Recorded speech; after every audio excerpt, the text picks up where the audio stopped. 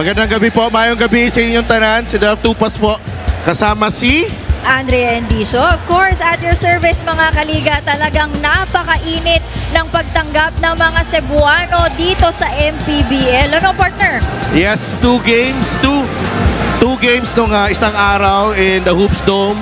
And today, nandito naman tayo sa Cebu Coliseum. But we are taking a break from the game for now because we are here for a special ceremony to honor some of the legends of Cebu basketball who have made this sport what it is here in this country. Yes, partner, what I can say is that Cebu has produced talents na they really had exceptional basketball careers and eventually represented our country in international tournaments. At alam mo, itong Cebu Coliseum, marami itong na-witness na mga iconic games, mapa inter-barangay man yan, inter-collegiate, o kaya naman mga commercial leagues. Talagang masasabi natin na itong Cebu Coliseum, this is one of the homes of one of the most passionate basketball fans dito sa Pilipinas. And nakikita mo nga dito, no, one of the most passionate basketball fans, Yes. itong mga Cebuano.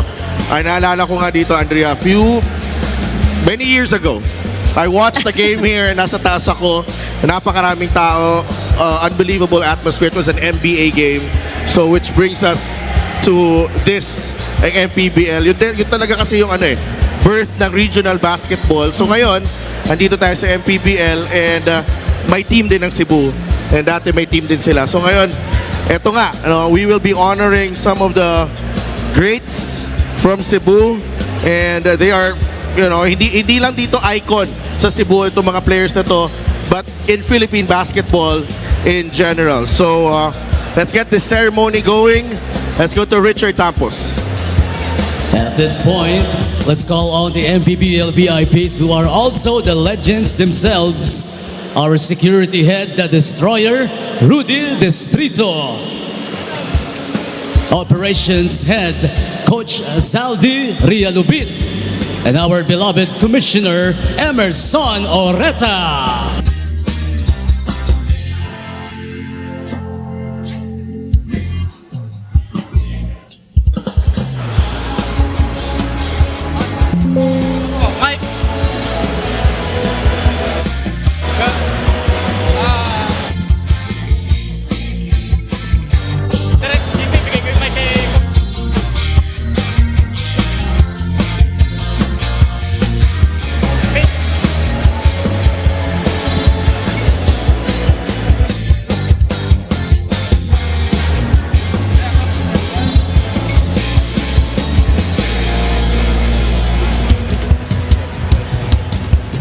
This is the Mpbl's way of honoring them and thanking them for their contributions to the game.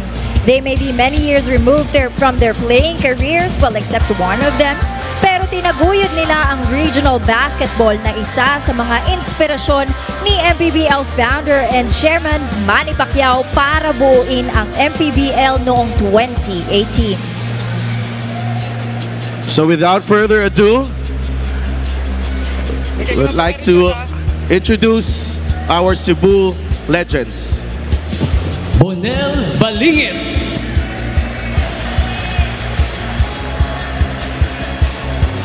Known as the Gentle Giant / Man Mountain, this former University of Visayas standout represented the country in the 1989 Southeast Asian Games and went on to win 5 PBA titles, one of the more recognizable names in Philippine basketball, Bonel Balingit.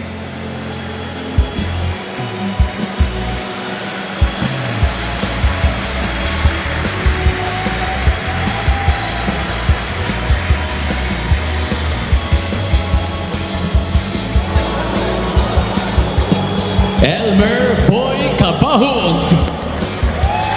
When you talk about shooting, Boy Cabahug was one of the deadliest to come out of Cebu. Another former UV Lancer who first made his mark in the amateur ranks with Mama's Love. He also represented the country internationally and went on to have a solid 10-year career in the pros. Elmer Cabajo.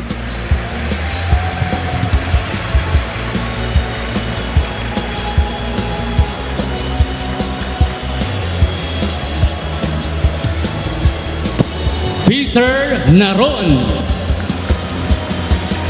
One of the most creative and flamboyant players to emerge from the South.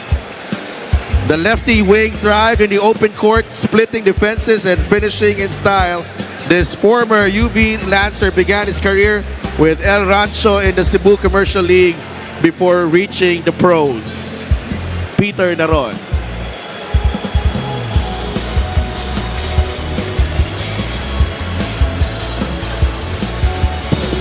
Marcelino Teroy Albarillo. This former floor general is now a coach, giving back to the game. But before becoming a bench tactician, he was a heady point guard who suited up for Cebu Doctors College and Mama's Love. He played in the PBA, winning 3 championships. Marcelino Albarillo. Rodolfo Jose Bong Abad Jr. Another talented guard who transitioned to coaching following his playing career. He announced his entry to Cebu basketball through Southwestern University before playing for Mama's Love. He had a brief but memorable stint with San Miguel in the PBA. Rodolfo Bong Abad Jr. Hilario Larry Villanil. A bull-strong forward during his prime, he suited up for University of Southern Philippines and also got his first break with Mama's Love. He had a couple of stints with the national team and also enjoyed a 5-year career in the PBA. Hilario Villanil. Calvin Tuadles. That's the now City Councilor Calvin Tuadles. He was part of the 1989 PBA draft, a talented crew after playing for Southwestern University. A 4-year career in the PBA, also saw action in the NBA through the Soc Sargent Marlins. Calvin Tuadles. Alfonso Al Solis. He made a living hitting shots and defending some of the best backcourt players during his time in the PBA. He honed his skills with the UV, high school, and college programs and was part of the Louvillier Jewelers team that won the PABL title. A solid 15-year career in the pros followed, where he was selected a mythical first-team member twice. Alfonso Solis. Lowell Briones.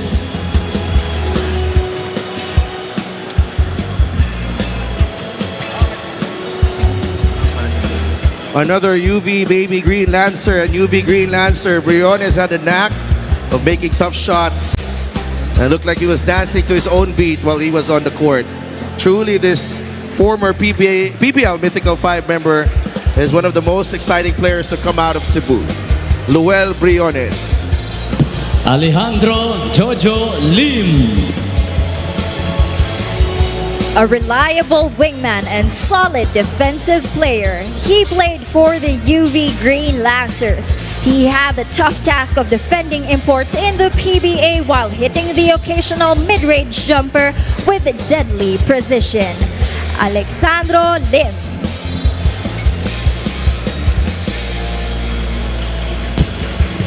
Maximo Mad Max Delantes. Truly has one of the best monikers in Philippine basketball and a game that lives up to it. Always known to play bigger than his size, the former UV Green Lancer had a no-nonsense approach to the game, showing heart and grit every time he's on the floor.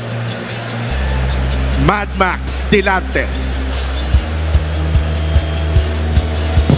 The Little General Wilfredo Willie Generalao. Now part of the Cebu Greats coaching staff. This floor general was a 1980 PBA Rookie of the Year after starring in the MICAA and also suiting up for UV and USJR in college and Cebu Institute of Technology in high school. Another player who got his break with Mama's Love, Willie continues to play a role in molding the next generation of Cebuano basketball talent. Wilfredo Generalao. Norberto Titing Manalili Sr. One of the most recognizable names in Cebuano basketball, Titing Manalili Sr. carved out a legendary career as a star player for the University of San Jose Recoletos Jaguars and commercial teams like Mama's Love. Norberto Titing Manalili Sr.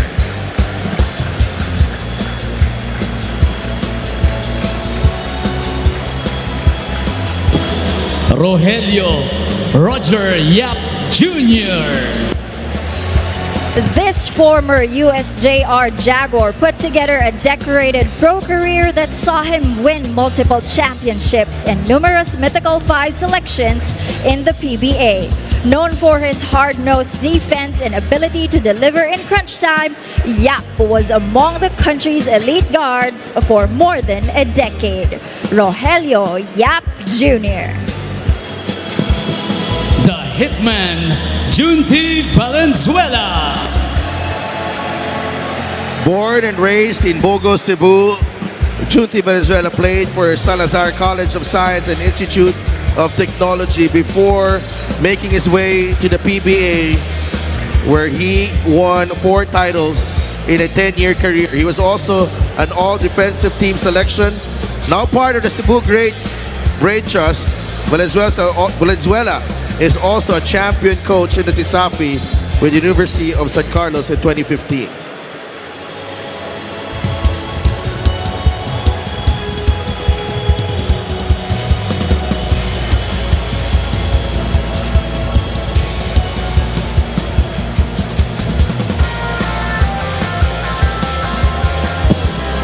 Reynaldo Reigns Incerto.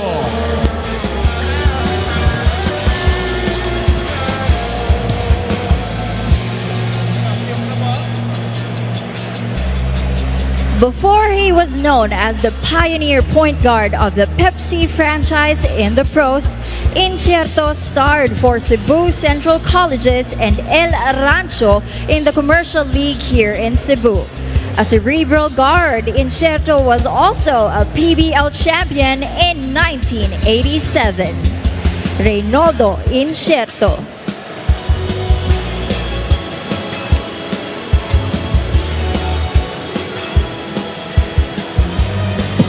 Ramon Montoy Singson.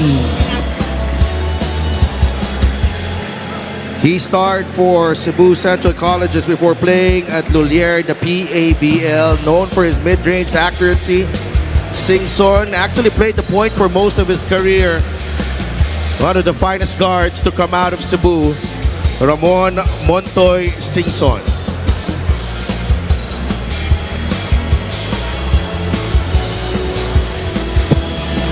Hercules Jojo Tangkay.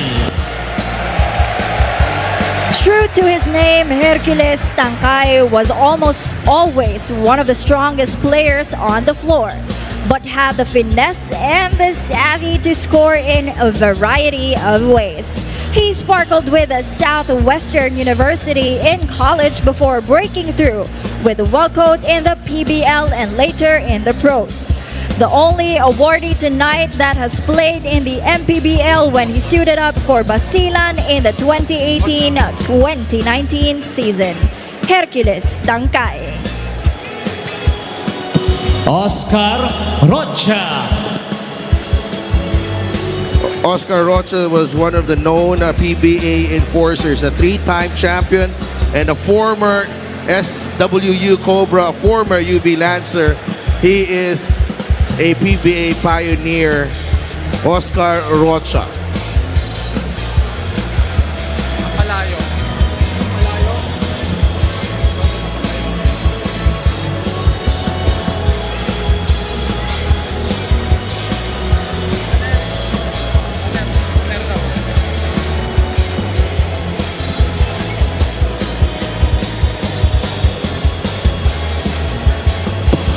Crescencio, the Magic Man, Don Ampalayo. A former PBA Rookie of the Year awardee. He had one of the most interesting monikers in Philippine basketball in the Magician or Magic Man for his ability to pivot past defenders on the low block. He starred for USJR in college before moving on to play almost 10 years in the PBA, where he won 4 titles and was part of the mythical team twice. Crescencio Ampalayo. Manuel Manny Paner. One of the best centers to play in pros. Paner was a member of the last national team that played in the Olympics in Munich in 1972. He was also a center of the national team that won gold in the ABC Championship in 1973. Was already a star in his own right when he joined the pros in 1975. Manuel Manny Paner. El Presidente Ramon Fernandez. We have one of the greatest players in Philippine basketball history in El Presidente Ramon Fernandez. 4 MVPs in the PBA, an ABC gold medalist and a silver medalist in the 1990 Asian Games. Don Ramon was known for his elegant hook shot, but he also made his mark as an elite defender and rebounder. Has always been an advocate in promoting sports and youth development with key roles in different organizations. A former PSC commissioner, Fernandez's legacy in Philippine basketball has long been secured. Ramon Mon Fernandez.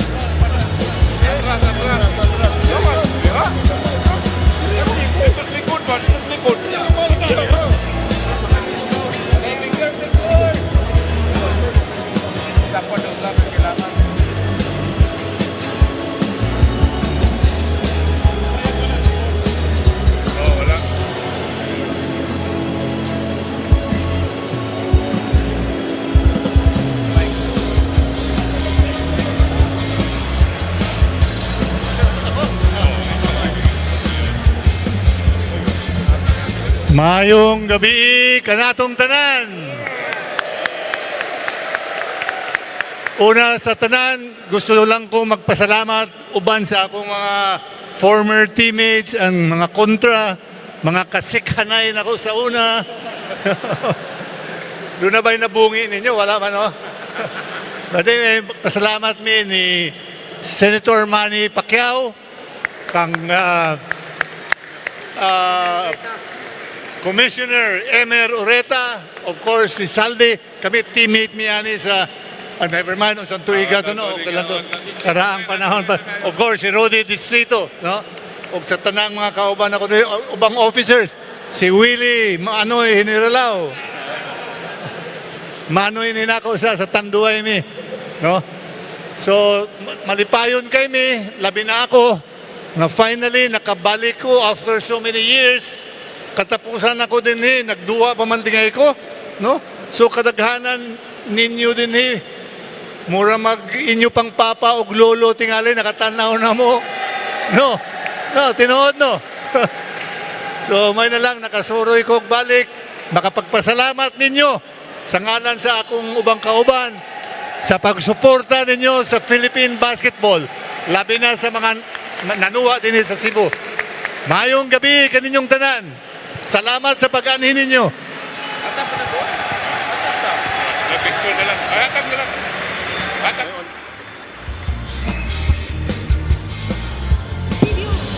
At this time, we'll have a short message. Please direct your attention to the big screen. Ang ating pambansang kamao, the fighting Senator Manny Pacquiao!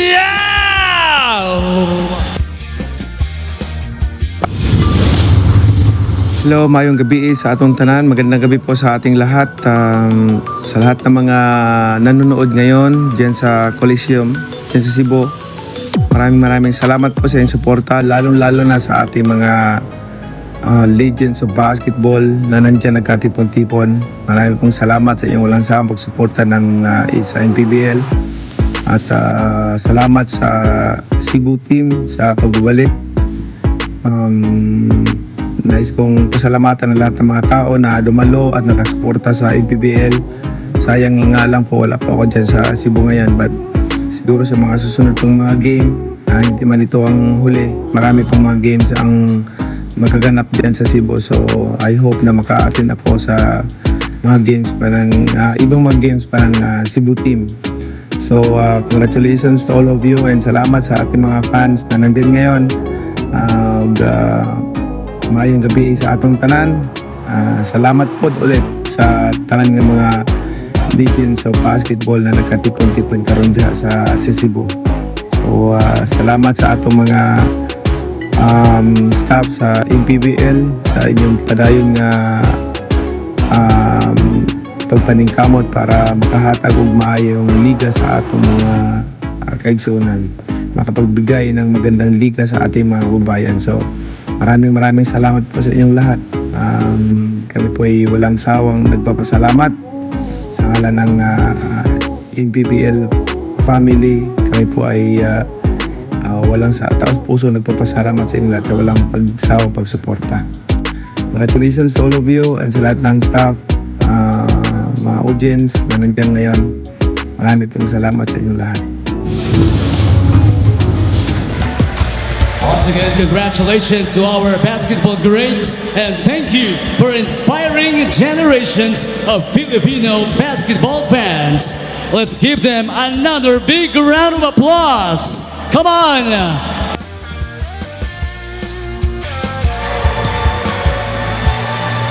Nakakatindig balahibo makita itong mga legends natin and just having this reunion, you know, here in the Mpbl and, you know, getting, you know, the recognition that they rightly deserve and the messages from, syempre kay El Presidente Ramon Fernandez, of course, our chairman and founder, Manny Pacquiao. You know, truly a meaningful night para dito sa Cebu and the Mpbl. And also, Sadelf, it's really very important for all of us to recognize the legacy of these legends hailing from Cebu. So from the bottom of our hearts, from the Mpbl family, maraming salamat po for gracing us with your presence here tonight. And on that note, dagang salamat Cebu. And syempre, we still have one more game dito sa Cebu Coliseum. Abangan nyo ang laban ng Caloocan Batang Kangkalu and Cebu Greats. That's coming right up. Nagbabalik pa rin ang Mpbl at ngayon kasama naman natin ang kilalang-kilala ng lahat, Sir Ramon Fernandez. Sir Ramon, thank you for this interview. And sir, ano pong nararamdaman ninyo? Ano pong gusto nyong sabihin about this recognition given by the Mpbl? First of all, I'd like to thank Mpbl through the leadership of Senator Manny and the leadership right now. No? This is definitely a big honor for me also, especially na dito nagawa sa Cebu. This is basically the gym where I started my basketball career also. No? So I'm very happy and glad and proud of it. And as I said, I would like to thank the Cebuano fans also for encouraging us and inspiring us. And also, Sir Ramon, ngayon maglalaro na po ang Cebu Greats in just a few minutes. Meron po ba kayong mensahe sa kupunan ng Cebu? Well, I'd like to wish them good luck, of course, and all the other teams for that matter. Good luck to everyone. Thank you so much, Sir Ramon Fernandez. And of course, mga kaliga, magbabalik pa rin ang MPBL.